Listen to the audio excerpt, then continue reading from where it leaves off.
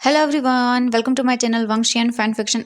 Hello everyone, welcome to my channel Vanshian lovers. तो कैसे हो आप सब? मैं उम्मीद करती हूँ कि आप सब बहुत अच्छे होंगे। अगर वीडियो पसंद आती है तो प्लीज़ वीडियो को लाइक, चैनल को सब्सक्राइब कर दीजिएगा। तो चलिए फिर आज मैं आपके साथ वंशियन फैन फिक्शन माई ओमेगा कॉन्क्यूएन का नेक्स्ट पार्ट शेयर करने वाली हूँ। तो चलिए आज का पार्ट हम शुरू करते हैं। इससे जो पहले वाला पार्ट था उसमें हमने देखा था कि जो वांगजी था वो ये जानकर बहुत खुश था कि वीजिंग प्रेग्नेंट है, बहुत जल्द वो फादर बनने वाला है। वांगजी बहुत हैप्पी था और उसने वीजिंग का बहुत अच्छे से ख्याल रखा था। वहीं दूसरी तरफ लैन सिचेन और जियांग चेंग ने भी वीजिंग का बहुत अच्छे से ख्याल रखा था। लेकिन वो कहते हैं ना कि जहाँ कुछ अच्छा होता है वहीं कुछ बुरा भी हो जाता है। तो लैन किरण भी कहीं ना कहीं खुशी था, मतलब हाँ वांगजी का बेबी आ रहा है तो एक मतलब अंदर से था उसके ये। लेकिन जो दूसरी तरफ मैंग याओ था वो बिल्कुल भी खुश नहीं था इस चीज़ को लेकर। उसे इतना ज़्यादा गुस्सा आ रहा था कि वो बता नहीं सकता था, क्योंकि वीजिंग के बेबी की वजह से उसकी और जो वांगजी की इंगेजमेंट होने वाली थी वो पोस्टपोन हो चुकी थी। और इसी वजह से मैंग याओ बहुत ही ज़्यादा गुस्सा था वीजिंग पर। तो वो लैन किरण को वीजिंग के बारे में न जाने क्या क्या बोलता है, जिसके बाद लैन किरण भी बहुत ही गुस्सा हो गया था वीजिंग पर। और वो विंग अपने पास बुलाता है और वहाँ पर क्या बातें हुई ये भी हमें नहीं पता, ये आपको नेक्स्ट पार्ट में ही पता चलेंगी। तो और वी जिंग फिर वापस जियांग चेंग से बात करने के बाद वो जा चुका था। जब सभी लोग वीजिंग को ढूंढ रहे थे तो वीजिंग किसी को भी नहीं मिला। सभी लोग घबरा रहे थे। लैन सिचेन, जियांग चेंग सब लोगों ने पूरे गुस्सों को ढूंढा लेकिन वीजिंग कहीं नहीं था। जब वांग जी वापस लौटा तब वो अपने जिंगचे की ओर ही जा रहा था, उसे कुछ भी नहीं पता था। लैन सिचेन आते हैं और बोलते वांग जी जब अपने गगा को देखता है तो वो रुक जाता है और बोलते गगा। लैन से जैन वांग जी के पास आते हैं और बोलते हैं वांग जी मुझे मुझे तुम्हें कुछ बताना है। वांग जी बोलते हैं हाँ क्या हुआ? तो लैन से चैन बोलते हैं वांग जी वीजिंग गुस्से में नहीं है। वांग जी जब ये सुनता है तो बोलते हैं क्या गगा गुस्से में नहीं है वीजिंग, क्या मतलब है आपका? इसके बाद लैन से चैन वांग जी को सब बता देते हैं। वांग जी ये सुनने के बाद शॉक हो जाता है और बोलता है क्या विजिंग कहाँ जा सकता है? लैन से चैन बोलते हैं वांग जी हमें नहीं पता क्या हुआ है। जब जियांग चेंग वापस वीजिंग के पास आया रूम में तो वीजिंग वहाँ नहीं था। लेकिन वीजिंग उससे 2 घंटे पहले ही वहाँ पर था, लेकिन वापस जब वो आया तो नहीं था और वीजिंग का सामान भी रूम में नहीं है। वांग जी को ऐसे लग रहा था जैसे मतलब उसकी दुनिया ही पूरी 1 मिनट में ख़त्म हो गई हो। वांग जी के हार्ट में से पेन होने लगता है। तो वांग जी पूछता है गगर क्या क्या आपने जियांग क्लैन में पता किया? हो सकता है वीजिंग वहाँ हो। लैन सेजन बोलता है वीजिंग वांग जी मैंने वहाँ पर भी पता करवाया है, अपने सेक्ट्स के जितने भी जासूस थे उन्हें भी पता करवाया, लेकिन वीजिंग का कोई अता पता नहीं है। वीजिंग जियांग सेक्ट में भी नहीं गया है। जियांग चेंग ने पूछा है वहाँ पर भी नहीं है वीजिंग। वांग जी को सफोकेशन फील होने लगती है। वांग जी को समझ नहीं आ रहा था वो क्या करे। वांग जी बोलते हैं गगा वो प्रेग्नेंट है और ओमेगा है। मुझे कुछ समझ नहीं आ रहा मैं क्या करूँ, मैं कहाँ ढूंढूँ उसे? लैन सिचन बोलते हैं वांग जी चिंता मत करो, हम उसे जल्दी ही ढूंढ लेंगे। मैंने और भी सेक्ट में पता करवाया है, उसे ढूंढ रहे हैं सब लोग, लेकिन पता नहीं वो कहाँ गायब हो गया है। वांग जी का दिमाग खराब हो रहा था। वांग जी बोलता है मैं खुद जाऊंगा उसे ढूंढने के लिए। लैन सिचन बोलते हैं वांग जी तुम अभी बाहर से आए हो, तुम रेस्ट कर लो। वांग जी बोलता है नहीं मैं वीइंग को ढूंढ के रहूंगा।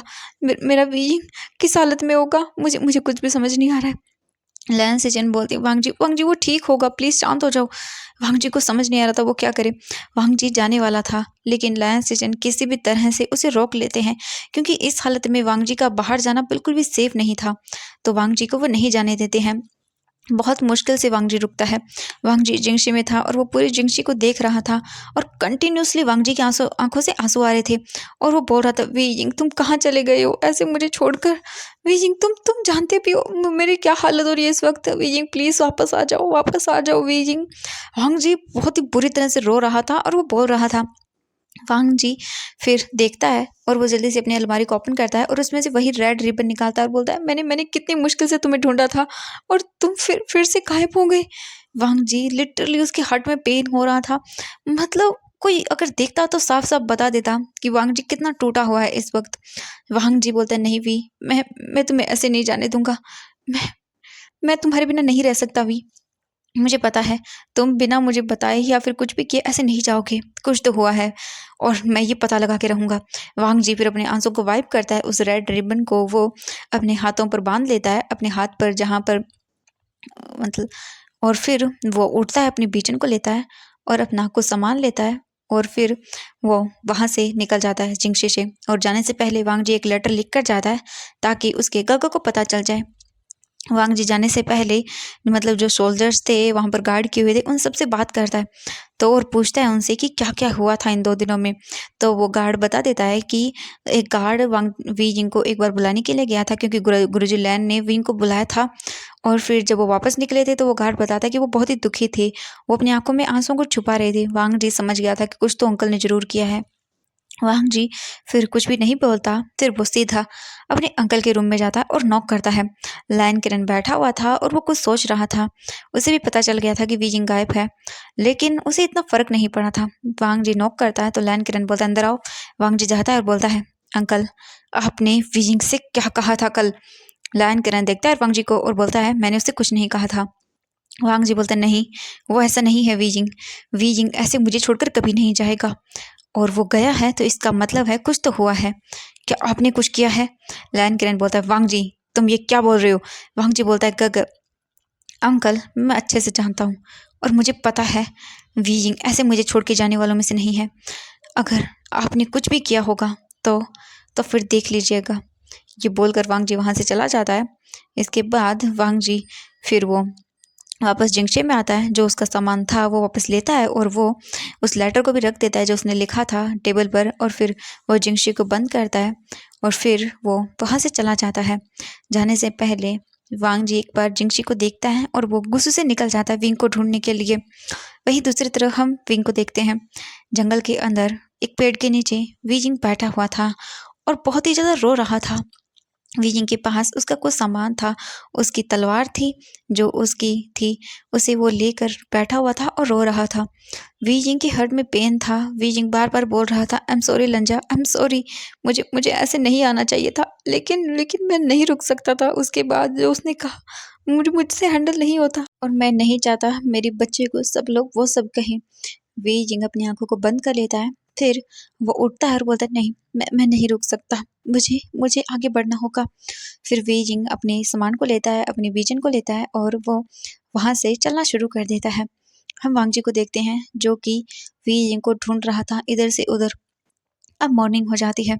वांग जी लेकिन अभी भी नहीं रुक रहा था। वो कभी तलवार से फ्लाई कर रहा था, कभी वो पैदल चल रहा था।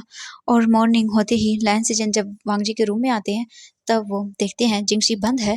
ये देखकर लैन सीजन घबरा जाते हैं। वो जल्दी से अंदर जाते हैं और देखते हैं तो वहाँ पर एक नोट लिखा हुआ था और उसमें बस वांग जी ने इतना ही लिखा था, गगा जब तक मैं मेरे विंग को नहीं ढूंढ लेता मैं वापस नहीं आऊँगा।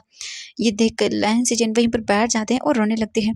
जेंग चेंग आता है और वो भी देखता है और वो भी रोता है, क्योंकि 1 सेकंड में उनकी लाइफ बदल गई थी। मतलब इतना सब कुछ हो रहा था कि उन्हें समझ ही नहीं आ रहा था। ऐसे ही करके 5 दिन बीत जाते हैं। लैन सिचन और जियांग चेंग विंग को हर जगह ढूंढ रहे थे, हर सेक्ट में उन्होंने पता किया, लेकिन किसी को भी विंग के बारे में नहीं पता। वहीं दूसरी तरफ वांग जी विंग को ढूंढ रहा था हर जगह, हर सेक्ट में। वो मतलब पागल हो गया था विंग को ढूंढते ढूंढते, लेकिन उसे विंग नहीं मिल रहा था। वांग जी की हालत बुरी हो गई थी, वो खाना भी नहीं खा रहा था। वांग जी पूरी तरह से थक चुका था। अब तो वो तलवार से भी फ्लाई नहीं कर सकता था, क्योंकि इन 5 दिनों में वो फ्लाई कर रहा था और पूरी तरह से थक गया था। इसीलिए वांग जी अब पैदल ही चल रहा था, उसमें स्ट्रेंथ ही नहीं बची थी। लैन सिचन अब वांग जी को साथ साथ में ढूंढ रहे थे, लेकिन किसी का कोई अता पता नहीं था। वहीं हम विंग को देखते हैं। विंग चलते चलते ऐसे ही वो एक सेक्ट में पहुंच जाता है, जो कि ज़्यादा बड़ा नहीं था। सेक्ट तो नहीं बोलेंगे उसे, एक कबीला ही बोलेंगे, जो कि एक रिवर के पास था। पास में बहुत बड़े बड़े पॉन्ड्स थे और मतलब बहुत ही ब्यूटीफुल था। वीजिंग वहाँ पर पहुँचता है तो वीजिंग को सब लोग देख रहे थे, क्योंकि वो बहुत ही छोटा सा एक कबीला था। तो वीजिंग सबके लिए अनजान था वहाँ पर, तो सभी लोग विंग को देख रहे थे, लेकिन वीजिंग ज़्यादा कुछ भी नहीं बोलता, वो बस चलता जाता है। वीजिंग ने अपने फेस पर हैट लगाई हुई थी और वो बहुत ही थक गया था। वीजिंग अपने साथ खाना भी लेकर आया था, वो भी ख़त्म हो चुका था। तो फिर अब वीजिंग थक चुका था। वीजिंग आसपास से इन को पूछता है और वो वहाँ पर जाता है। वीजिंग इन में बैठ जाता है और वो खाना खाता है। वहीं दूसरी तरफ हम वांग जी को देखते हैं। वांग जी ऐसे ही चलते चलते सबसे पूछ रहा था, तो अचानक से एक पर्सन से वो टकरा जाता है। वो पर्सन उसे देखता है और बोलता है बो करते हुए कि आप गुस्से से हैं। वांग जी बोलता है हाँ।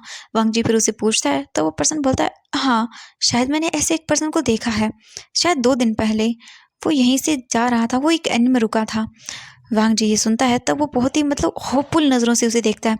तो वो पर्सन उसे बता देता है कि वो किस इन में गया था, क्योंकि वो स्ट्रेंजर पर्सन था, इसीलिए वीजिंग को वो मतलब वीजिंग को उसने याद रख लिया।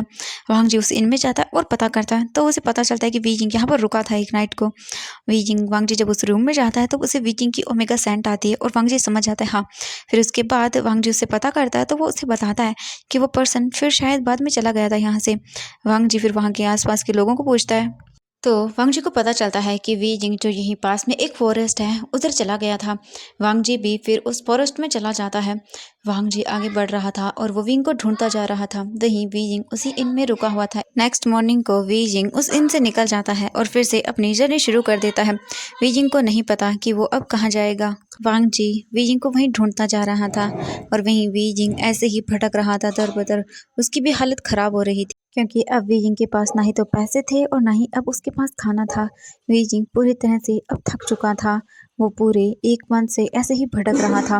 वीजिंग बहुत मुश्किल से अपने लिए खाना जुटा पा रहा था, क्योंकि वीजिंग को ऐसा करना ही था। वीजिंग अब जहाँ भी रुकता था इनमें वो थोड़ा बहुत काम करने लगा था, जिससे उसे पैसे मिल सके और वो अपना और अपनी बेबी का पेट भर सके। वीजिंग पूरे 2 महीनों से अब लापता था। वांग जी 2 महीनों से विंग को ढूंढ रहा था। उसकी भी हालत खराब थी। वीजिंग और वांग जी जब वापस गुजू नहीं लौटे तो लैन सिजन घबरा गए और वो भी अपने सैनिकों को वीजिंग और वांग जी को ढूंढने के लिए भेज देते हैं। वैसे तो वो भेज ही रहे थे, लेकिन उन्हें कोई भी पता नहीं चलता। लैन सिजन बार बार वांग जी से कांटेक्ट करने की कोशिश कर रहे थे, लेकिन बिल्कुल भी वांग जी उनसे कांटेक्ट नहीं कर रहा था। अब पूरे लगभग 5 महीने बीत जाते हैं। इन 5 महीनों में लैन सिजन ने हर जगह ढूंढा वांग जी और वीजिंग को, लेकिन उन्हें कहीं भी नहीं मिले। वहीं वांग जी वीजिंग को ढूंढते हुए एक फॉरेस्ट में पहुंच जाता है। वांग जी चलता जा रहा था। अब वो पूरा थक चुका था। 5 महीनों से वो लगातार विंग को ढूंढ रहा था। उसकी हालत पूरी खराब हो गई थी, क्योंकि उसने ठीक से इन दिनों में खाना भी नहीं खाया था। बहुत ही मुश्किल ऐसा होता था कि वो खा लेता था कुछ, ज़्यादातर तो वो कुछ भी नहीं खाता था। इसी तरह से वांग जी फॉरेस्ट में घूम रहा था। ये अचानक से वांग जी बेहोश होकर गिर जाता है। अब हम देखते हैं वेइजिंग को। वेइजिंग एक रूम के बाहर बैठा हुआ था। रूम नहीं बोलेंगे, एक घर था। वो भी बहुत ही छोटा था, बड़ा नहीं था। बहुत ही स्मॉल सा घर था। उसके पास चारों तरफ बगीचा था, मतलब आई मीन गार्डन था, जहाँ पर फ्लावर्स लगे हुए थे। और वेइजिंग ऐसे ही बैठा हुआ था। तभी अचानक से कुछ लोग वहाँ पर भागते हुए आते हैं और बोलते हैं, वी मास्टर देखिए, हमें ये कोई मिला है पर्सन, ये बेहोश था, हमें ये जंगल में मिला है। वेइजिंग देखता है और बोलता है कि ओह ठीक है, एक काम करिए, आप इसे रूम में ले जाइए और हीलर को बुला लीजिए इसका इलाज करने के लिए। वो पर्सन बोलता है ओके। इसके बाद वो सर्वेंट्स, आई मीन सर्वेंट्स नहीं बोलेंगे, कुछ पर्सन्स थे, विलेजर थे, वो उस पर्सन को उठाते हैं और ले जाते हैं। वीजिंग उसे नहीं देख पाता, लेकिन फिर उसकी नज़र पड़ती है फॉरहेड, मतलब एक रिबन पर जो उस पर्सन के बालों से लटक रहा था। और वीजिंग बस उसे देखता रहता है, लेकिन फिर वीजिंग ध्यान नहीं देता। वीजिंग वापस अंदर आ जाता है घर के और वो कुछ काम करने लगता है। अब हम वांग जी को देखते हैं। वो पर्सन वांग जी को एक रूम में लेकर आते हैं और उसके बाद एक हीलर आती है। एक ओल्ड लेडी थी, वो वांग जी को चेक करती है अच्छे से और फिर बता देती है कि इस पर्सन ने काफ़ी दिनों से कुछ खाया नहीं है, ये बेहोश हो गया है इसीलिए। फिर वो नोटिस करती हैं वांग जी की फोरहेड पर गुस्सू रिबन। वांग जी के उस फोरहेड रिबन को देखकर वो समझ जाती है कि ये पर्सन गुस्सू में से है, और जो क्लाउड पैटर्न उसके रिबन पर बने हुए हैं, और उससे समझ जाती है कि ये लैंड फैमिली का ही एक मेंबर है। फिर वो कुछ हर्ब्स वगैरह जो भी थी वो दे देती हैं, वो पर्सन लगा देते हैं वांग जी के, और उसे मेडिसिन भी देते हैं और खाना भी लाकर रख देते हैं। तभी वी जिंग वहाँ पर आता है और डोर पर नॉक करता है। सभी लोग विंग को देखते हैं डोर पर। फिर वो उन्हें वो बोलते हैं, मास्टर वी आप यहाँ? विंग बोलता है हाँ। वो पर्सन कैसा है? तभी कुछ लोग विंग के आगे आते हैं और बोलते हैं जी हमने उनका ध्यान रखा है। ग्रैनी ने बताया कि उनकी हालत ख़राब हो गई है, मतलब वो काफ़ी दिनों से कुछ खाया नहीं उन्होंने, इसीलिए वो बेहोश हो गए हैं ऐसे। विंग बोलता है ओह ठीक है। वीजिंग फिर अपने स्टमक को पकड़ता है और वो उस पर्सन को देखने की कोशिश करता है, लेकिन वो देख नहीं पाता, क्योंकि वीजिंग के आगे दो फार्मर्स खड़े हुए थे इसीलिए। फिर वीजिंग बोलता है ठीक है। इसके बाद वो रूम से बाहर निकल जाता है। वीजिंग तभी अचानक से एक सेंट फील करता है।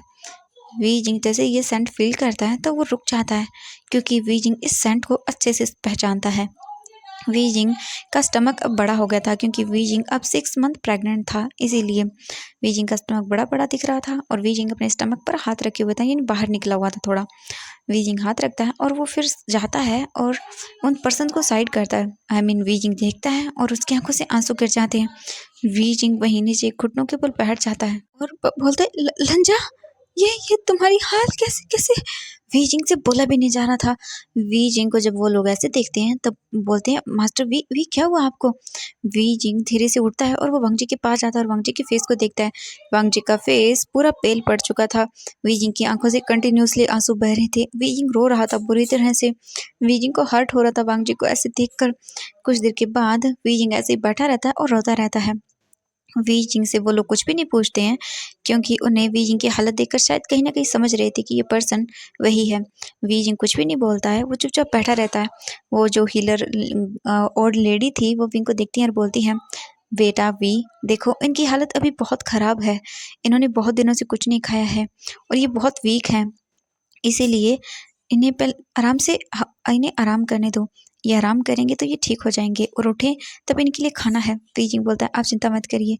इसके बाद वो ओल्ड लेडी और वो पर्सन वहाँ से चले जाते हैं। उनके जाने के बाद बीजिंग ऐसे ही बैठा रहता है वांग जी के पास। अब मिडनाइट हो जाती है।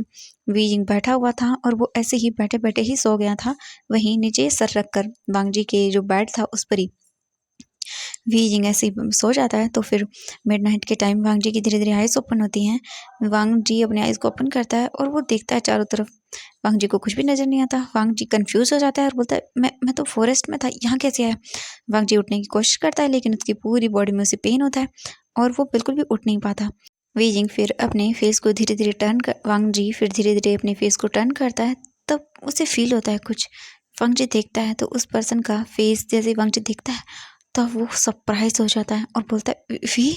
वांग जी ठीक से बोल भी नहीं पा रहा था, इतना वीक हो गया था वो। वहीं वी यिंग जब मोमेंट फील करता है तो वो जल्दी से अपनी आइज़ को ओपन करता है और बोलता है, लंजा। वांग जी और वी यिंग एक दूसरे को देख रहे थे, दोनों में से कोई भी कुछ भी नहीं बोल रहा था। वांग जी पूरा पेल पड़ चुका था और वी यिंग भी, मतलब अच्छा नहीं था लेकिन वो ठीक था। वांग जी बोलता है, वे तुम मुझे मुझे मिल गए। वांग जी जल्दी से वी जिंग को हग कर लेता है लेकिन वो कुछ भी नहीं बोलता, बस वो दोनों रोते रहते हैं। तो एवरीवन, आज के लिए बस इतना ही। फाइनली वांग जी ने विंग को ढूंढ ही लिया। तो कल मिलते हैं नेक्स्ट पार्ट में। आई होप कि वीडियो पसंद आई तो प्लीज़ वीडियो को लाइक, चैनल को सब्सक्राइब कर दीजिएगा। और मुझे लग रहा है आपको अब ये फन फिक्शन इतना इंटरेस्टिंग नहीं लग रहा है, पसंद नहीं आ रहा है शायद, इसलिए लाइक भी बहुत कम हो गए हैं और व्यूवर्स भी। तो मुझे क्या करना चाहिए, जल्दी एंड कर दूँ इसे भी। देखिए, मुझे कमेंट करके बता दीजिएगा, अगर पसंद नहीं आ रहा है तो फिर मैं स्टोरी को एंड कर दूँगी। फिर हम एक न्यू एफएफ स्टार्ट करेंगे। मैंने सोच लिया है न्यू एफएफ के बारे में। आई होप कि वो आपको पसंद आएगा। तो जल्द ही मैं एक न्यू एफएफ शुरू करूँगी इन दोनों एफएफ्स को कंप्लीट करके। ओके, तो बाय बाय एवरीवन।